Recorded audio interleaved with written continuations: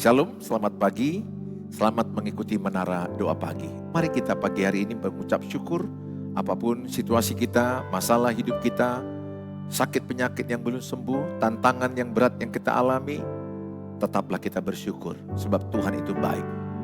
Mari kita berdoa. Bapa di sorga, dalam nama Tuhan Yesus Kristus kami mengucap syukur buat pagi hari ini. Kami bisa menghirup udara, kami bisa tidur satu malaman, kami bisa melihat keluarga kami, dan kami serahkan seluruh aktivitas kami pagi hari ini, sampai nanti seharian ini Tuhan kami serahkan dalam tangan Tuhan. Kami serahkan keluarga kami, usaha kami, pekerjaan kami, kesehatan kami, Tuhanlah yang menolong. Yang lemah Tuhan kuatkan, yang sakit Tuhan sembuhkan, yang miskin Tuhan perkaya, yang bodoh Tuhan beri hikmat, bijaksana, pengetahuan, yang putus asa Tuhan berikan pengharapan. Kami percaya Tuhan Yesus memberkati setiap mereka yang mengikuti Menara Doa Pagi ini. Di dalam nama Tuhan Yesus kami berdoa. Amin. Kami naikkan setiap rasa syukur kami bagimu ya Tuhan Yesus. Terima kasih Tuhan.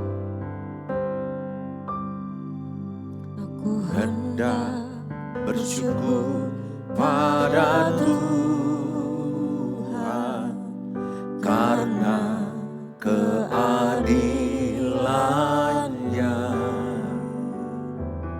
dan bermasmur bagi nama Tuhan yang maha tinggi.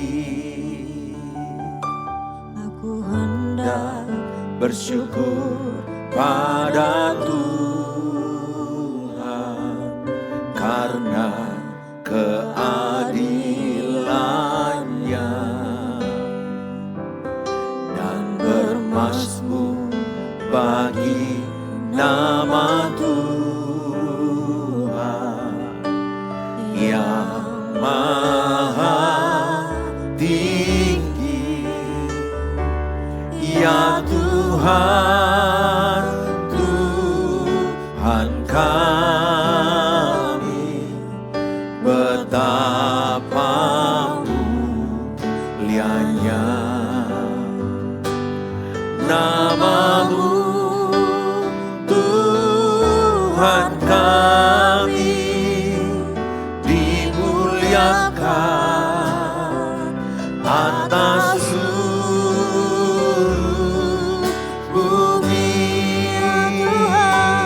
ya Tuhan, Tuhan kami, betapa mulianya nama-Mu, Tuhan kami, dimuliakan atas seluruh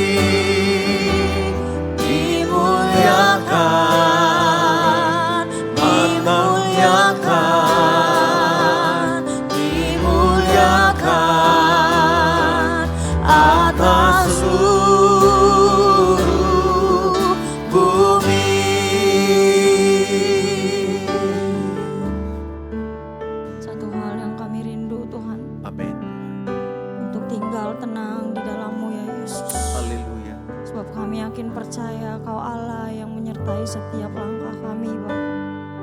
Kami naikkan pujian ini bagimu, Yesus. Lingkupiku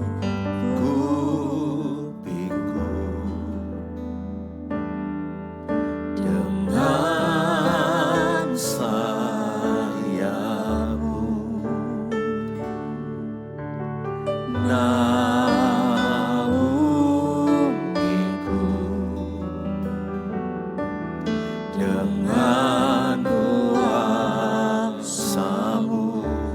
menghidupi setiap kami ya Tuhan. Lingkupiku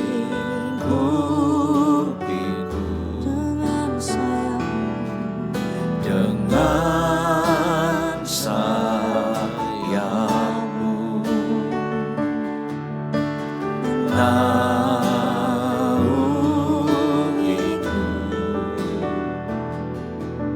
dengan kuasa-Mu. Di saat badai bergelora, ku akan terbang bersama-Mu. Bapa, Kau Raja atas semesta, ku tenang sebab Kau Allahku. Di saat badai bergelora, ku akan terbang bersama-Mu. Bapa, Kau Raja atas semesta, ku tenang sebab Kau Allahku.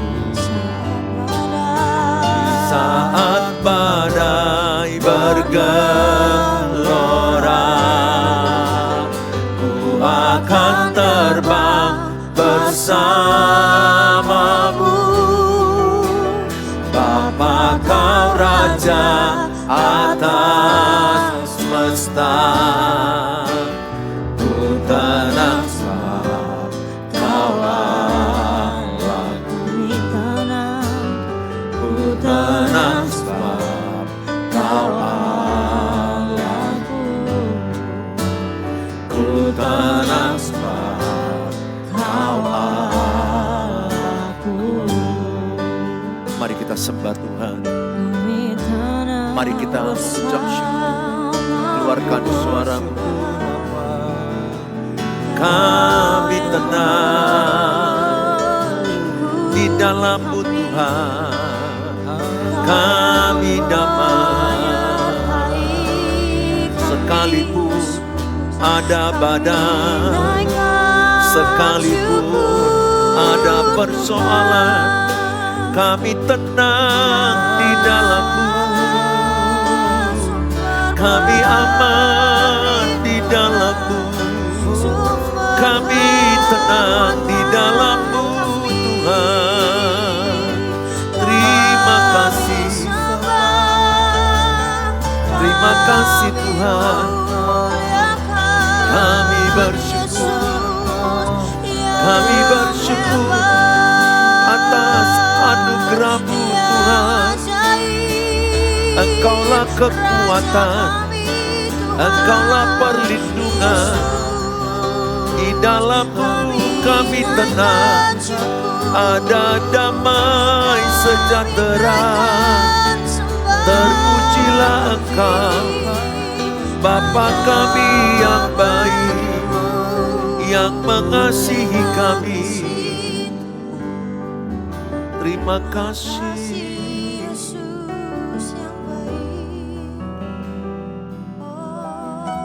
Kami bersyukur. Terima kasih Tuhan. Ya Tuhan Yesus. Haleluya. Pertolongan-Mu begitu ajaib.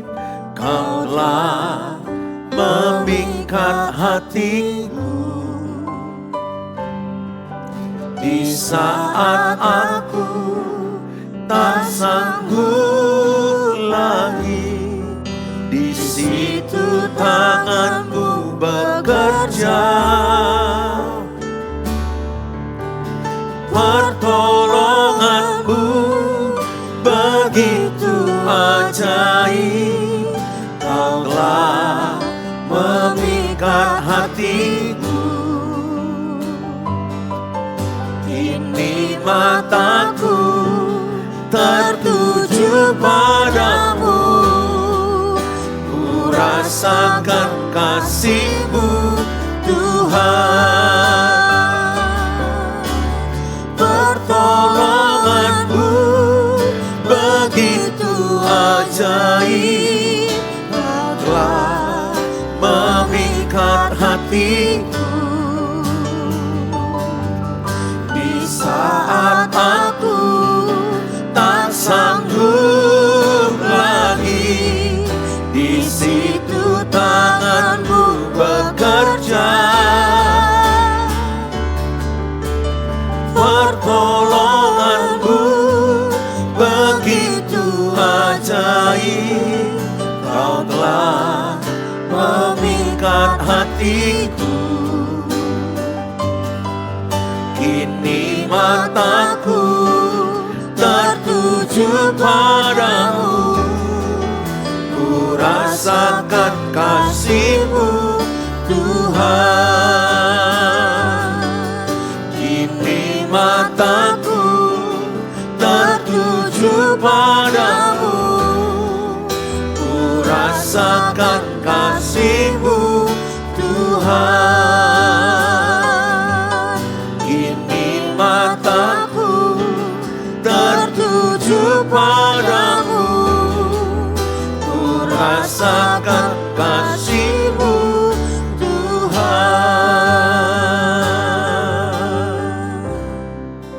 Bapa di sorga, dalam nama Tuhan Yesus, kami bersyukur buat pagi hari ini. Kami siapkan hati kami diberkati dengan firman Allah. Oleh kuasa Roh Kudus urapi hamba-Mu, urapi setiap yang mengikutinya, maka mereka memahami firman Allah dan kami dimampukan melakukan firman Allah. Di dalam Tuhan Yesus kami berdoa. Amin. Shalom Bapak Ibu yang saya kasihi, pada pagi hari ini saya akan membawa firman Tuhan, keluarga yang dipulihkan, hati yang diperbaharui. Tulis sama-sama, keluargaku dipulihkan dan hatiku diperbaharui. Tulis dalam kolom, keluargaku dipulihkan dan hatiku diperbaharui. Apabila Bapak Ibu belum mensubscribe, subscribe-lah dan bagikanlah link ini kepada banyak orang. Dengan Bapak Ibu membagikan link ini, Bapak Ibu sudah terlibat di dalam pemberitaan firman Allah. Firman yang saya ambil dari Yeskiel 36 ayat yang ke-26. Aku akan memberikan kepadamu hati yang baru dan roh yang baru di dalam batinmu. Aku akan memberikan kepadamu hati yang baru dan roh yang baru di dalam batinmu. Nabi Yeskiel menuliskan surat ini kepada umat Tuhan, kepada orang-orang Israel yang ada di pembuangan di Babel. Mereka mengalami yang namanya kesakitan, kesesakan, kesulitan, penderitaan, direndahkan, namanya lah di pembuangan. Mereka terluka, kecewa dalam hidup mereka, dalam menjalani kehidupan mereka, ada luka dan ada kecewa dalam hati mereka. Sebetulnya Tuhan sangat mengasihi umat Israel, tapi karena kebebalan hati mereka, tegar tengkuk, kepala batu, maka Tuhan mendisiplin, menghajar mereka, mendisiplinkan mereka dengan cara kepembuangan. Tuhan tahu umatnya sudah sangat tersakitin, menderita, mengerang. Tuhan sayang kepada umat Israel. Karena sayangnya lah maka Tuhan mengizinkan ada pendisiplinan, ada ganjaran. Kalau pakai kitab Ibrani 12, umat yang dikasihi adalah anak yang dikasihi itu diberikan ganjaran. Kita pun kadang bisa diberikan Tuhan ganjaran, pendisiplinan. Tuhan izinkan terjadi supaya kita dibentuk Tuhan lewat proses-proses penderitaan itu. Nah, dalam luka dan kecewa umat Israel, Tuhan berkata kepada mereka bahwa lewat Nabi Yeskiel, bahwa hati mereka akan diperbaharui. Roh mereka akan diperbaharui. Karena ada luka kecewa yang ada selama ini. Tuhan mau menggantikan dengan hati yang baru. Tuhan mau menggantikan dengan roh yang baru di dalam batin mereka. Saudara yang saya kasihi, saya angkat tema ini. Karena dalam keluarga kita banyak terluka. Di dalam keluarga kita banyak tersakiti. Di dalam keluarga kita banyak gesekan. Suami ada yang kasar kepada istri. Padahal Alkitab katakan, hai suami, jangan berlaku kasar kepada istrimu. Kitab Kolose 3 ada katakan demikian. Berlakulah ramah kepada istri. Efesus 5 katakan, hai istri, hormatilah suamimu. Tapi ada juga istri yang bentak suami, kasar kepada suami. Ada juga orang tua yang sangat menyakiti hati anak-anaknya. Makanya Kolose 3:21 dikatakan, hai bapak-bapak, jangan sakiti hati anakmu, supaya jangan tawar hatinya. Ada banyak bapak-bapak, ayah dan ibu yang menyakiti hati anaknya. Alkitab katakan, hai anak-anak, hormatilah orang tuamu. Taatilah orang tuamu. Tetapi ada banyak anak-anak yang melawan orang tua. Anak-anak yang membentak orang tua. Bahkan saya tahu setelah orang tuanya masa tua, dibentak oleh anaknya sendiri. Dibentak oleh menantunya. Ini menyedihkan. Anak yang dibesarkan ternyata ada dalam diri anak itu monster. Sifat maksudnya. Yang menyakiti orang tuanya sendiri. Nah saudara, ada banyak orang yang menyimpan luka di dalam hatinya. Ingat, orang paling banyak terluka itu di dalam keluarga, bukan di luar. Paling banyak orang tersakiti itu di rumahnya. Paling banyak orang yang namanya sakit mental itu di rumahnya. Saya berdoa Bapak Ibu, rumah saudara adalah rumah kesembuhan. Rumah pemulihan. Tulis dalam kolom. Rumah kami adalah rumah kesembuhan. Sehingga kalau anak-anakmu tersakiti, dibully di sekolah, di rumah dia disembuhkan. Tersakiti, dibentak di pekerjaan, di rumah dia disembuhkan. Jadi rumah itu adalah rumah kesembuhan. Rumah pemulihan. Tapi realita, fakta berbeda. Justru banyak anak-anak terluka, tersakiti di dalam keluarga. Melihat papa mama bertengkar, anak-anakmu terluka. Melihat papa mama bercerai, anak-anakmu terluka. Melihat papa selingkuh, melihat mama selingkuh, anak-anakmu terluka. Saya mengingat bagaimana kami bertengkar suami istri. Karena egois kami, karena kesombongan kami. Saya bisa merasakan anak-anakku masa kecilnya ada luka yang mereka alami. Syukur Tuhan sadarkan saya sehingga saya mengejar ketinggalan itu. Dan puji Tuhan, bertahun-tahun saya dengan istri tidak ada pertengkaran. Beda pendapat pasti ada. Namanya dua pribadi yang berbeda. Tapi nada tinggi pertengkaran sudah selesai. Kami mengejar ketinggalan itu. Kami mengejar hal yang pernah salah yang kami lakukan. Setiap kita pernah salah, pernah gagal. Tapi bangkitlah. Ayo ibu yang mendengarkan YouTube ini. Tidak kebetulan ibu mendengarkan ini. Tidak kebetulan bapak mendengarkan ini. Tidak kebetulan anak-anakmu juga mendengarkan ini. Jadikan rumahmu, keluargamu, sorga. Sorga itu apa artinya? Damai sejahtera, sukacita, ada kebenaran. Itulah yang disebut sorga, suasana sorga. Sehingga kalau bapak ibu stres dari kerjaan, pulang di rumah lega, sukacita, refresh, mendapat kekuatan baru. Bayangkan bapak ibu capek di pekerjaan, dimarahi atasan lagi, banyak tantangan dari customer. Pulang ke rumah, lihat anak bertengkar, anak melawan orang tua, suami dan istri bertengkar, ampunlah. Rumah seperti itu bukan sorga, neraka. Neraka yang menakutkan. Diam-diaman, bentak-bentakan, itu rumah yang seperti neraka. Allah mendesain keluarga itu sorga. Ada damai, ada sukacita. Makanya di rumah itu adalah rumah yang paling tempat kita berbahagia. Paling berbahagia itu di mana? Di rumah. Rumah Tuhan, gereja. Di rumah kita. Tidak kalah.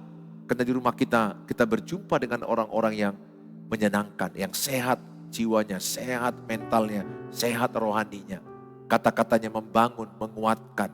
Tapi realita kita melihat itu terbalik.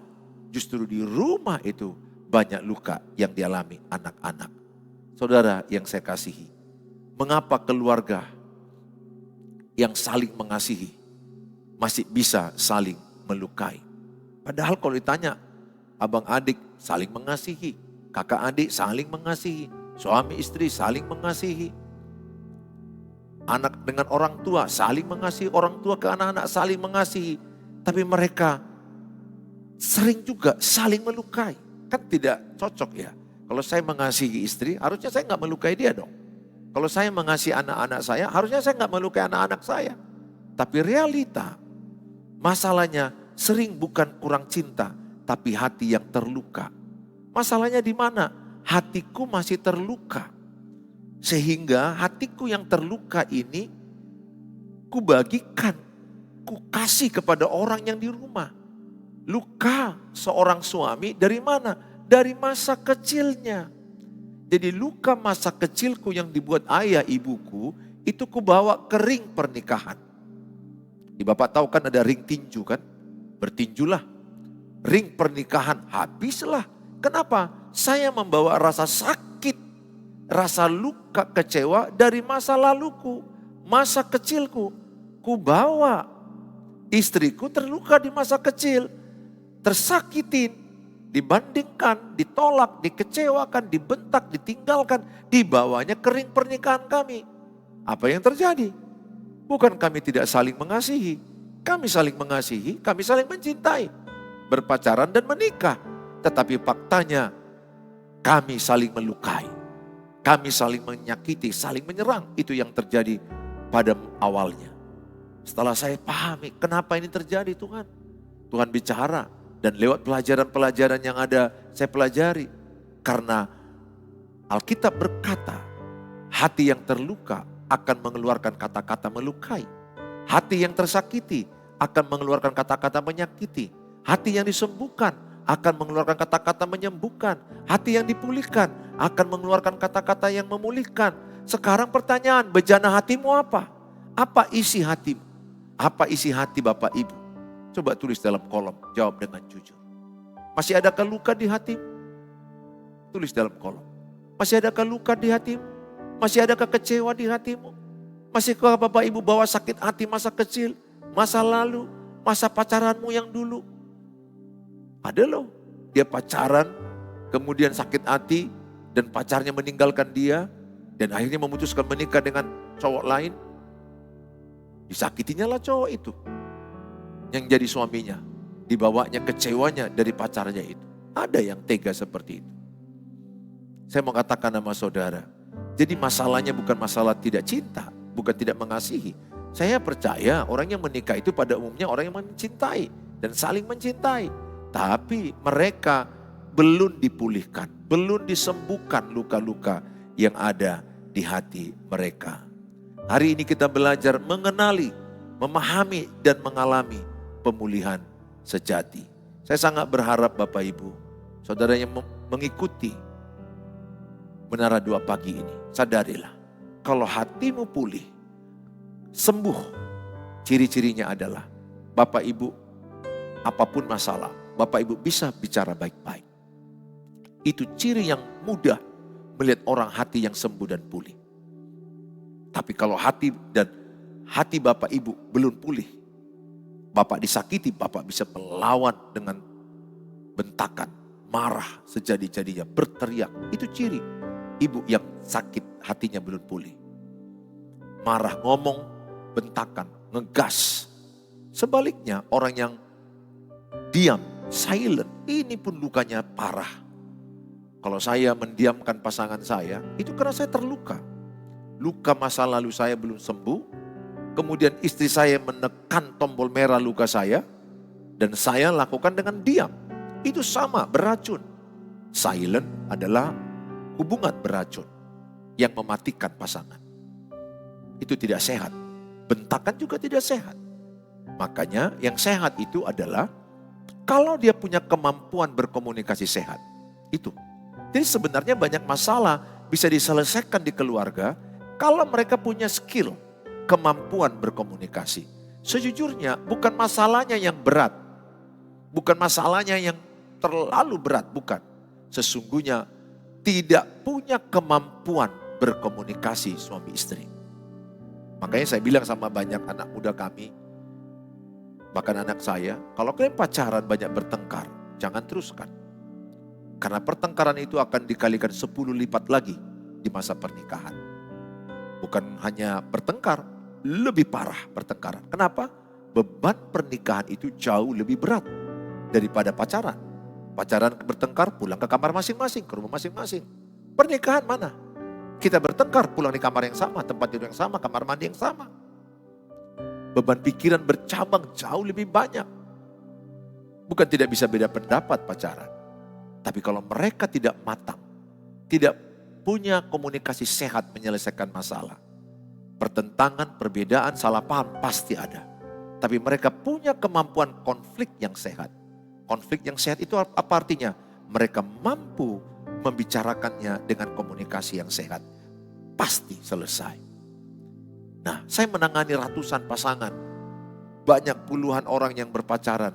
Saya tangani. Saya betul punya pengalaman yang sudah cukup banyak. Bukan sempurna, tapi saya melihat ketidakmampuan berkomunikasi dengan sehat menggambarkan luka yang ada dalam hatinya.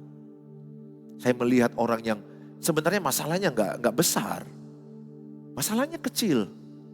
Masalah kadang-kadang masalah tutup pintu lah, di rumah kan itu masalah buka pintu lah, masalah piring lah.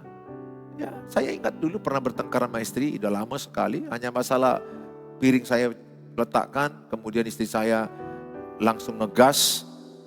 Sebenarnya bukan masalah piring itu, tapi mungkin ada beban pikiran yang lagi berat atau lagi tidak aman nyaman hubungan kami. Sehingga hanya masalah piring saya letakkan, saya buru-buru mau pergi, istri saya ngegas, dia menggas, saya gas. Dan apa yang terjadi? Gasnya meledak. Explosion. Meledak, makan korban. Anak-anak korban, ketakutan. Pengalaman dulu. Saya tidak lagi lakukan itu bertahun-tahun. Nah, yang ini pun sekarang banyak terjadi. Ledakan gas di mana-mana. Rumah tangga hancur, anak-anak hancur. Saudara, mulailah dengan hati kita yang disembuhkan Tuhan. Mengapa keluarga terluka? Banyak hal kecil yang tidak disembuhkan menjadi luka yang besar. Tulis dalam kolom, saya mau disembuhkan dari luka masa lalu. Tulis dalam kolom, saya mau disembuhkan dari luka masa lalu. Luka hati yang tidak disadari, dia nggak sadari. Ada orang merasa fine. Oke, udah berdamai dengan masa lalu. Dia merasa udah berdamai. Tapi check and recheck, ternyata dia belum berdamai.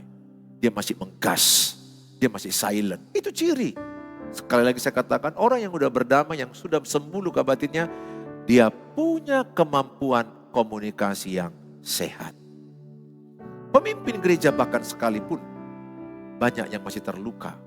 Sehingga mereka bisa banting meja, bisa bentak orang, bahkan bisa pukul orang, maki orang. Kenapa? Lukanya belum sembuh. Saya pun bukan sempurna, tapi saya belajar menyadari ini. Saya belajari bagaimana saya sembuh, pulih, bertumbuh, dan mengalami restorasi. Komunikasi yang menyakiti sangat banyak terjadi. Kolose 4 ayat 6 katakan, hendaklah kata-katamu penuh kasih satu sama lain. Jadi kalau hatiku penuh kasih, kata-kataku penuh kasih. Jadi bejana hatimu hendaknya penuh dengan kasih Kristus. Tulis dalam kolom, hatiku penuh dengan kasih Kristus.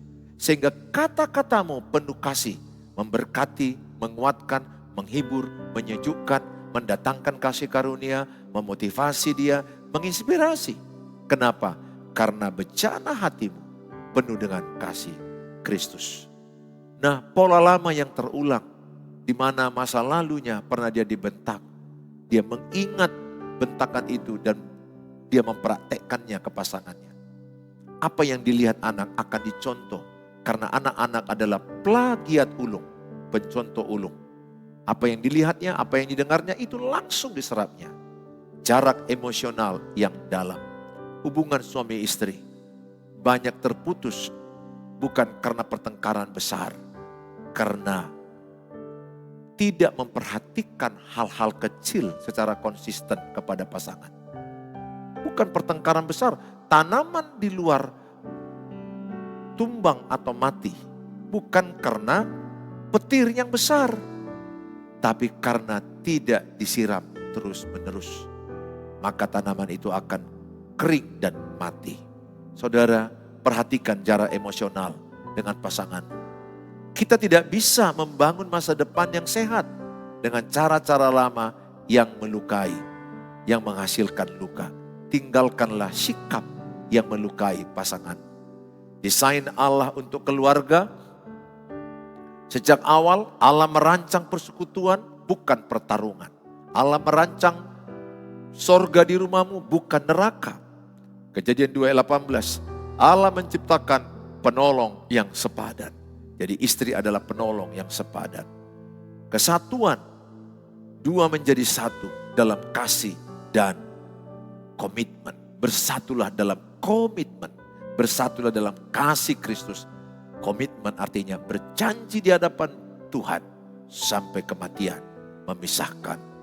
Rumah adalah tempat paling aman, tempat bertumbuh dan memuliakan Tuhan. Allah tidak hanya ingin keluarga kita bertahan, tetapi berkembang dan menjadi berkat. Tulis dalam kolom, keluargaku menjadi berkat. Mari kita berdoa. Bapa di sorga, dalam nama Tuhan Yesus, biarlah setiap keluarga menjadi keluarga yang dipulihkan. Keluarga yang disembuhkan. Sehingga rumah kami masing-masing adalah rumah suasana sorga. Penuh damai sejahtera, sukacita, kebenaran. Biarlah kami semua, hati kami yang mengikuti menara doa pagi ini, dipulihkan Tuhan, disembuhkan Tuhan. Sehingga kalau dari hati kami terdalam, kami sembuh, kami pulih, kami percaya kata-kata kami pun memulihkan, kata-kata kami pun menyembuhkan.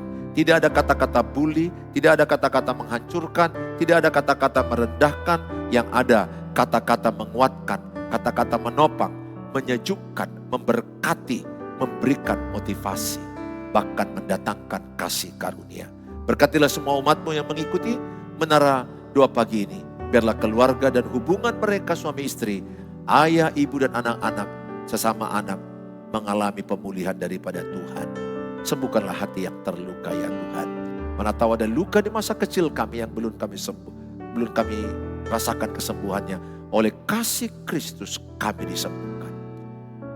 Jika engkau sakit secara fisik, angkatlah tangan kanan, letakkan di bagian tubuhmu yang sakit. Di dalam nama Tuhan Yesus Kristus, sakit penyakitmu diangkat Tuhan. Oleh bilur-bilurmu engkau bilur-bilur Tuhan Yesus engkau disembuhkan. Tuhan memberkati obat tenaga medis. Teruslah perkatakan dengan iman, aku sembuh, aku sehat walaupun masih ada sakit.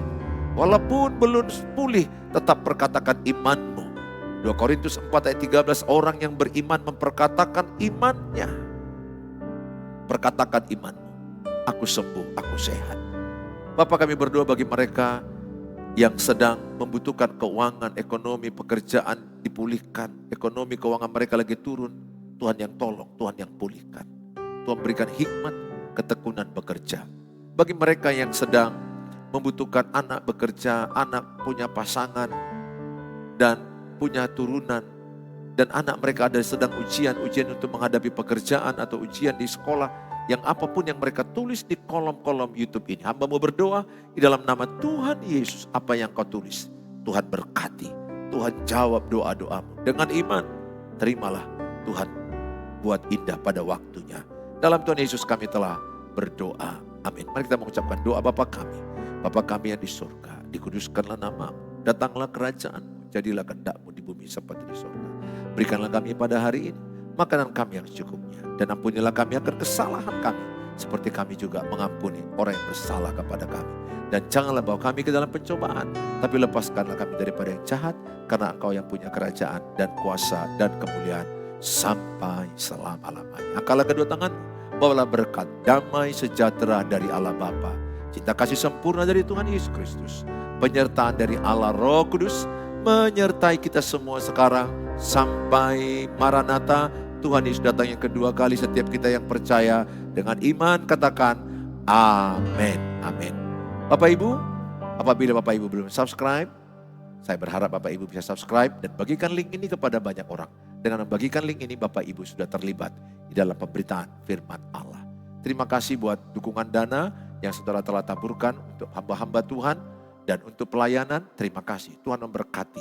Setiap taburan saudara dikembalikan Tuhan berlipat kali ganda.